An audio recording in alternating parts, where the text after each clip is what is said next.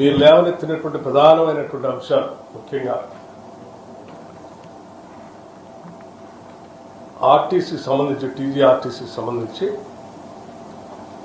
గుర్తింపు ఎన్నికలు నిర్వహించుకోవటానికి ప్రభుత్వం అంగీకరించిందని చెప్పారు. అలాగే మరొక ప్రధానమైనటువంటి అంశం దశాబ్దాల పైబడి ఆర్టీసీలో పనిచేస్తున్నటువంటి కార్మికులు కోరినటువంటి ప్రధానమైన కోరిక విలీనానికి సంబంధించినటువంటి అంశం. ఈ విలీనానికి సంబంధించినటువంటి అంశంపై కూడా సుదీర్ఘంగా చర్చించిన తర్వాత ఆర్టీసీ విలీన ప్రక్రియకు సంబంధించి అధికారులతో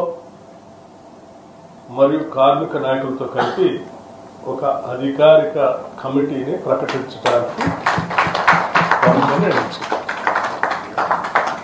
అంశాలను కూడా లోతుగా అధ్యయనం చేసి ఇరుపక్షాలు కూడా ఉన్న పరిస్థితులు అర్థం చేసుకున్న తర్వాత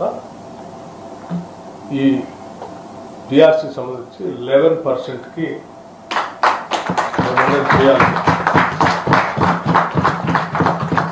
ప్రభుత్వం నిర్ణయించిందని చెప్పడానికి సంతోషిస్తా ఉన్నాను.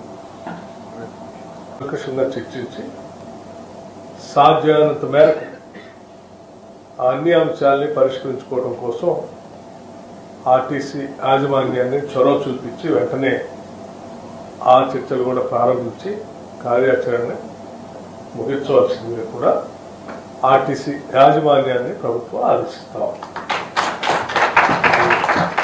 ధన్యవాదాలు.